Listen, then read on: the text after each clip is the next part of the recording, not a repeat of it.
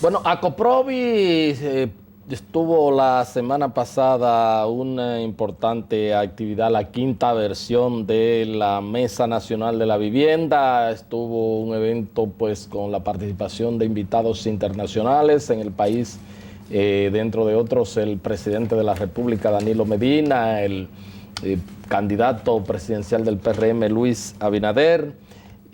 Bueno, y para un poco hablar de los resultados del evento, tengo conmigo a pues Héctor Bretón, es el presidente de la Asociación de Constructores y Promotores de Viviendas, Acoprovi. Tengo a Irene Campos, ella es una pasada o ex viceministra de Viviendas y Asentamientos Humanos de la República de Costa Rica en el gobierno de la presidenta Laura Chinchilla. Estoy pues encantado de contar con estos dos distinguidos invitados. Saludos y bienvenido al espacio. Muchas gracias por la invitación.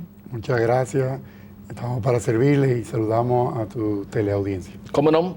¿Cómo no? Bueno, de una vez, esto es friendo y comiendo, como se dice popularmente, Héctor, para que nos ayude a entender pues los resultados del evento de la pasada semana. Bien, la Mesa Nacional de la Vivienda es un evento que organiza la Asociación Dominicana de Constructores y Promotores de Vivienda, Acoprovi, cada 2 años. Este año nos tocó la quinta versión bajo el tema Vivienda e Institucionalidad, Vivienda para Todos.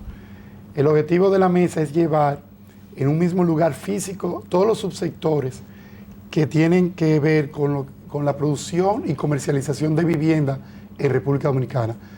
Tuvimos instituciones financieras, instituciones del sector seguro, fiduciarias, promotores, constructores de vivienda, suplidores, ferretería, suplidores de materiales de construcción. Tuvimos la oportunidad de tener a representantes de la jurisdicción inmobiliaria, de los gobiernos locales y del gobierno central de la República, encabezado por el señor presidente Danilo Medina. Nosotros tuvimos una serie de resultados y de propuestas que tenemos para el país, que lo hemos trabajado para colocar un documento para ser entregado al país y publicarlo. Podemos mencionar que tocamos el tema del Fondo Nacional de Vivienda para los trabajadores. Vimos el caso del Infonavit en México, que es el Fondo de Vivienda para los Trabajadores de México, viendo cómo podemos adaptar ese fondo que ha sido tan exitoso en México, donde de cada 4 viviendas que se construyen en México, por lo menos una se ha hecho con financiamiento de este fondo. En este panel del tema del Fondo de Vivienda de los Trabajadores, tuvimos la oportunidad de contar con Campo de Moya, el presidente de la Asociación de Industria de República Dominicana, y con Gabriel del Río, de la CAS, de parte de los sindicatos, así como Fermín Acosta, nuestro pasado presidente, y Sebastián Fernández, nuestro expositor, director de Infonavit.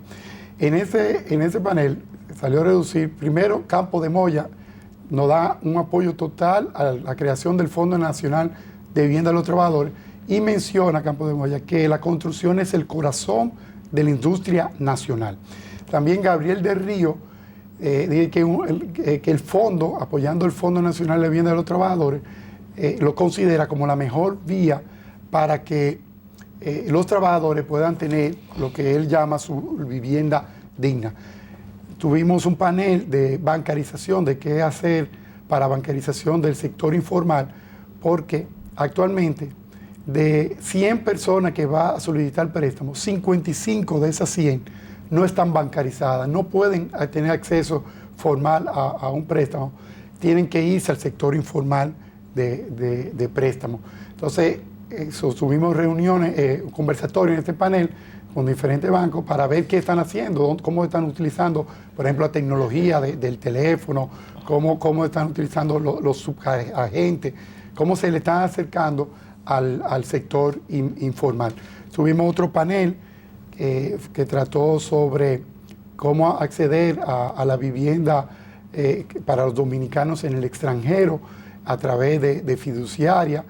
Tuvimos un panel, una presentación de representantes del Ministerio de Relaciones Exteriores, donde nos mencionó cómo podemos utilizar el Instituto del Dominicano en el exterior para poder ofertar estas viviendas, así como tuvimos una presentación de cómo convertir a la República Dominicana en un paraíso para jubilados. Este es un panel muy interesante porque nos está abriendo otros campos, además de venta, mercado de vivienda, además del nacional. Tuvimos también la presentación de quien nos acompaña, la ex ministra de Vivienda de Costa Rica, Irene Campos, donde nos habló de la experiencia de Costa Rica en su ministerio, el Ministerio de Vivienda, cómo Costa Rica ha logrado disminuir prácticamente el déficit habitacional con su política de vivienda, con su Ministerio de Vivienda. También tuvimos lo que es la agenda consensuada del sector privado, donde firmamos una serie de propuestas que el sector privado le entrega a la nación de qué se necesita en el sector de vivienda para su progreso y que pueda ser una base, un insumo para lo que sería un pacto para la vivienda. También vimos un panel de cómo utilizar la figura del fideicomiso para solicitar préstamos a largo plazo, de manera que si un proyecto no tiene título por el inconveniente que tenemos en la jurisdicción inmobiliaria, pues se pueda, a través de garantías fiduciarias, tener acceso. La presentación de Luis Abinader, donde esbozó su criterio su programa de gobierno en el área de la construcción de vivienda. En el área de la construcción de vivienda, donde mencionó la creación del Fondo de la Vivienda y un tema muy importante, el planteamiento de tener el silencio administrativo, de tal manera que cuando se estén tramitando los planos, si en 30 días no tenemos respuesta, los promotores y constructores automáticamente se aprueban los planos siempre y cuando cumplan con la ley. Y sin lugar a duda, la presentación del presidente Danilo Medina fue la cúspide de esta mesa, donde el presidente de la República menciona que se va a crear la creación inmediatamente de una comisión, que sería la Comisión Nacional de Vivienda, donde nos vamos a sentar en una misma mesa diferentes instituciones del sector vivienda para ver qué se puede hacer. Me imagino en esta mesa discutiendo, viendo ideas de temas tan trascendentales como de cómo tener acceso, cómo va a ser que tenga acceso a vivienda la masa empobrecida de la República Dominicana. Me imagino que podamos sentarnos a ver cómo podemos agilizar los trámites de aprobación de los planos cuando hay unas medidas inapropiadas, que nos escuchen en una manera a través de la Presidencia de la República, a través de Gustavo Montalvo, que siempre hemos tenido un gran apoyo, que podamos buscar alternativas viables para el fomento de la construcción y promoción de vivienda en nuestro país.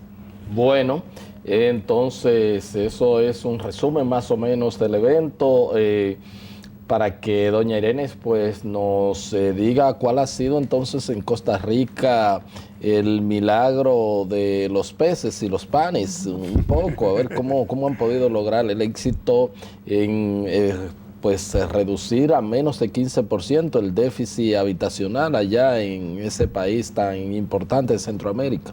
Muchas gracias. El milagro de los peces realmente tiene varias décadas. No es de la noche a la mañana, pero creo que es una política de Estado. Es una política de Estado, y precisamente lo que le iba a mencionar es que se basa en ese pilar de política de Estado, que a su vez tiene otro pilar que se llama financiamiento, porque ciertamente, y nos pasó en los años 50, 60, había dinero desde el punto de vista presupuestario, y entonces los gobiernos de turno decían: perfecto, le voy a asignar un presupuesto para que se construyan viviendas.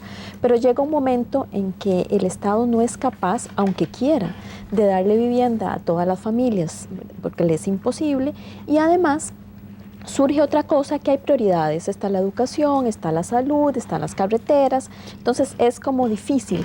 ¿Y qué es lo que entonces hay que hacer? Hay que buscar un financiamiento sostenible en el tiempo. Y creo que ahí es ese punto de inflexión que se da en 1986, en donde nosotros logramos un financiamiento específico que se deriva de una serie de impuestos especiales. Bueno, cada país decide cómo lo quiere financiar, y a partir de ahí entonces tenemos un fondo, tenemos una institucionalidad relacionada con ese fondo, un banco hipotecario de la vivienda, unas entidades autorizadas que son los que tramitan, etcétera, esos subsidios. Tenemos una capacidad institucional que es, desde el punto de vista político, muy importante. Tener un asiento en el Consejo de Gobierno es importante para la vivienda, son temas que se discuten, se lleva también la voz del empresario. La vivienda en particular tiene la característica en todo el mundo en donde el sector privado participa mucho. Claro. Es un actor principal. Entonces, la facilidad de tener una comunicación constante con el sector gobierno, entonces se llevan las posiciones al Consejo de Gobierno, y por supuesto una política de mediano a largo plazo, en donde uno sabe y lo tiene muy claro que el déficit de vivienda no cambia de la noche a la mañana, pero que se hacen esfuerzos importantes y que se logra bajar. ¿Cómo no? ¿Cómo no? Héctor, se anunciaron cosas importantes. El presidente de la República también con respecto a que el próximo año habrían unas 62,000 viviendas construidas y un poco una reducción del impuesto a la transferencia, ¿verdad? Que creo que es de un 3% a las viviendas que pues cuestan menos de 2 millones de pesos. Sin embargo, esto es para que caen dentro del campo de todo este desarrollo de la fiducia que pues está ahora aquí en el país. ¿Cómo ven ustedes ese anuncio?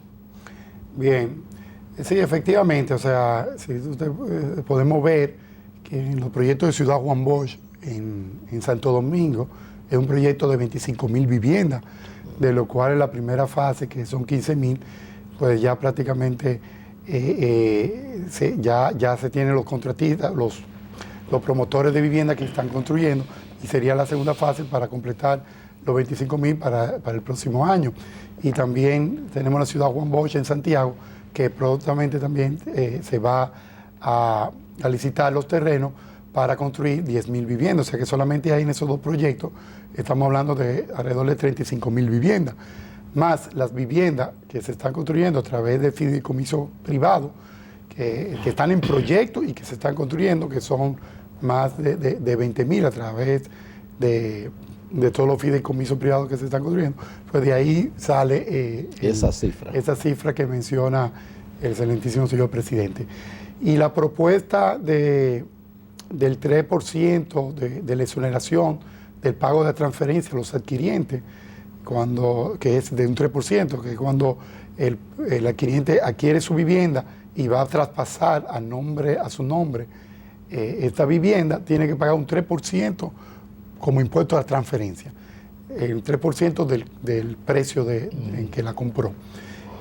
La propuesta del presidente es que se le exonere ese 3% a toda la vivienda por debajo de 2 millones de pesos.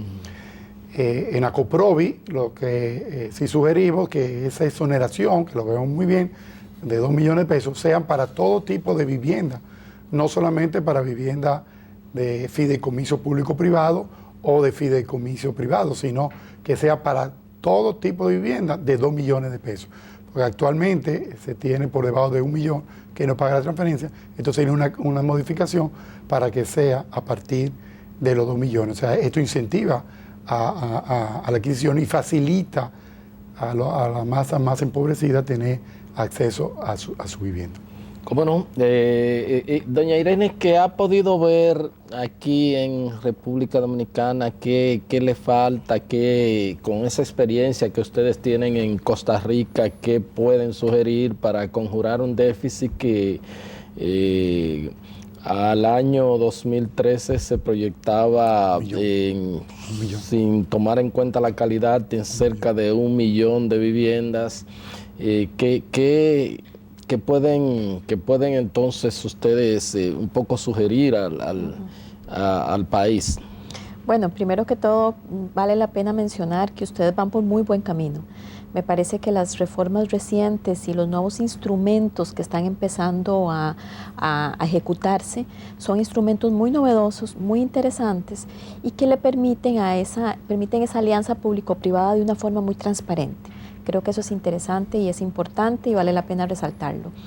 El déficit habitacional está conformado por familias de diferentes estratos económicos, inclusive estratos económicos altos, hay de todo.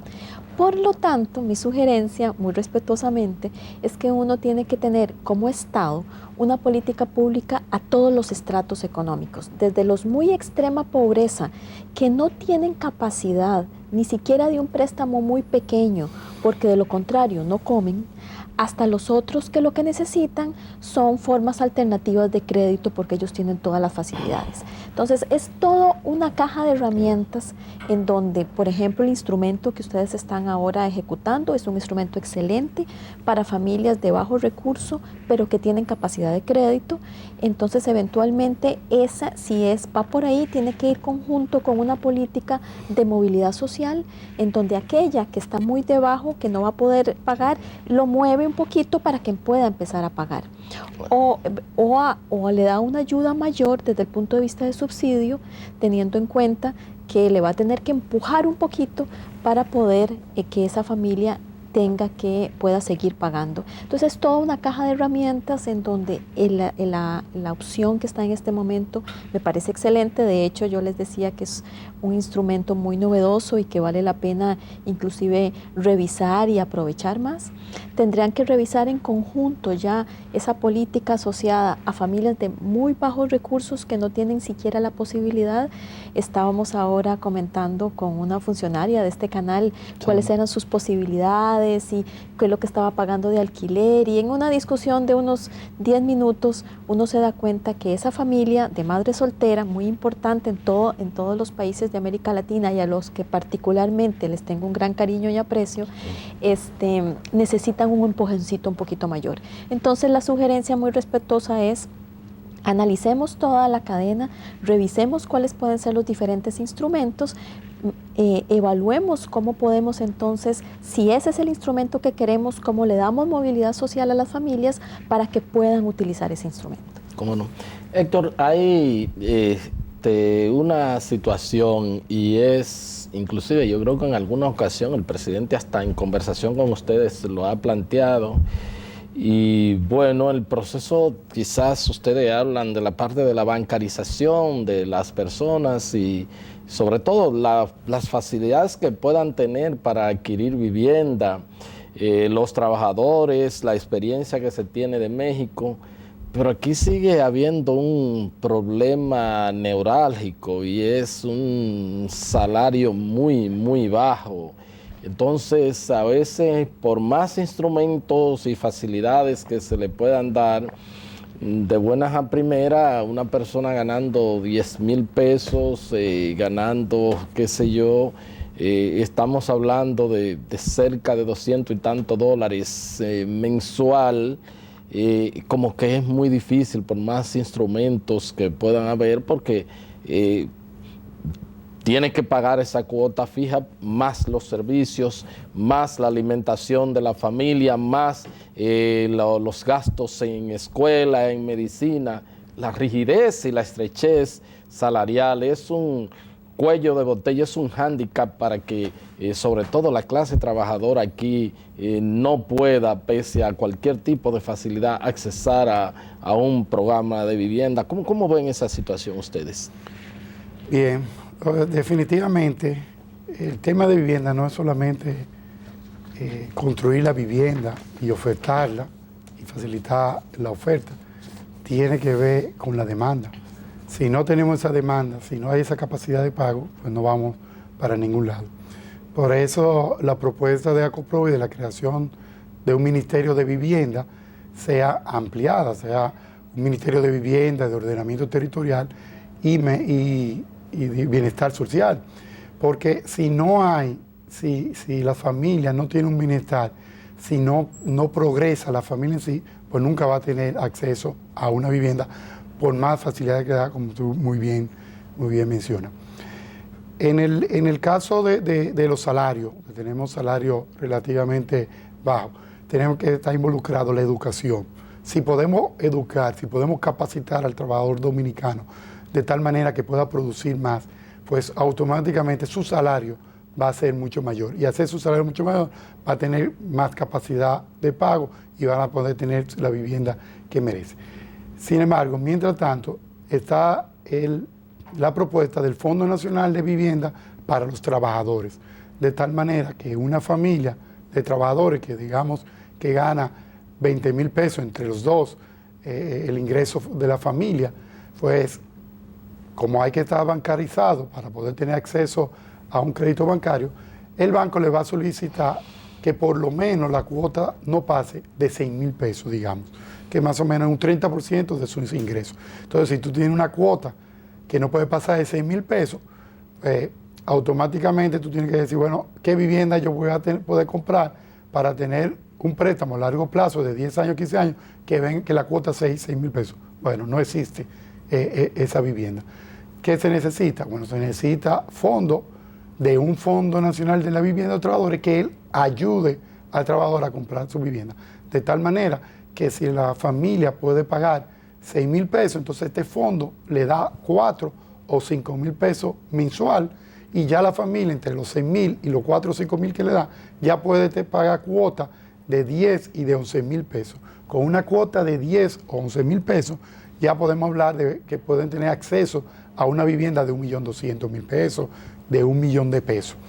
Este Fondo Nacional de Vivienda de los Trabajadores, que es una propuesta de ACOPROVI desde el año 2014, que hemos sugerido inicialmente que pueda fondearse de una parte de los fondos de riesgo laboral que están ahí, que son 20,000 millones, que no se están utilizando, porque para los accidentes que puede haber ahora y en un futuro, según los estudios, con 5,000 o 6,000 millones se cubren todo. Entonces tenemos 14,000 millones parados.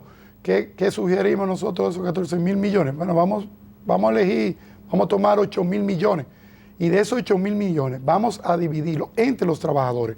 Vamos a colocárselo en sus cuentas personales, porque es un dinero de los trabajadores. Entonces cada trabajador va a tener 3,000 pesos, 5,000, otros 8,000, dependiendo de lo que ha aportado en la seguridad social y su empleador ha aportado. Entonces, de ese dinero que cada trabajador va a tener en su cuenta, que viene siendo como ya un dinero, como si fuera ya prácticamente de fondo de pensiones para ellos, de ese dinero podemos entonces utilizarlo para fomentar la vivienda para ellos mismos, para los mismos trabajadores de la construcción, de tal manera, trabajadores en general, de tal manera que cuando van a solicitar su préstamo, entonces se le pueda subsidiar la tasa y la cuota es menor. Aquellos trabajadores que no necesitan tu dinero, que no lo van a utilizar porque no compraron su vivienda o porque ya tienen su vivienda, bueno, pues al final de su vida laboral, pues ese dinero que ya lo tienen, que se lo individualizaron, entonces se lo entregan como parte de su fondo de pensiones. Entonces, un mecanismo para poder facilitar el acceso a vivienda, más otros mecanismos que hay. A partir de ahora, en vez de que las empresas entreguen el 1.2% de la nómina a riesgo laboral, como ya sabemos que está sobrevaluado, entonces vamos a poner 0.7% de ese 1.2% a que siga hacia riesgo laboral y 0.5% que vaya a este Fondo Nacional de Vivienda de los Trabajadores. Así podemos ampliar y podemos salvar eso que tú muy bien mencionas, que por los salarios tan bajitos que tenemos relativamente en República Dominicana, el trabajador típico no puede acceder a una vivienda. Obviamente, estamos aquí hablando de viviendas de bajo costo, claro, que son viviendas para familias que tienen ingresos. Aquellas familias que no tienen ingresos, que viven en la pobreza extrema, ya son viviendas de interés social.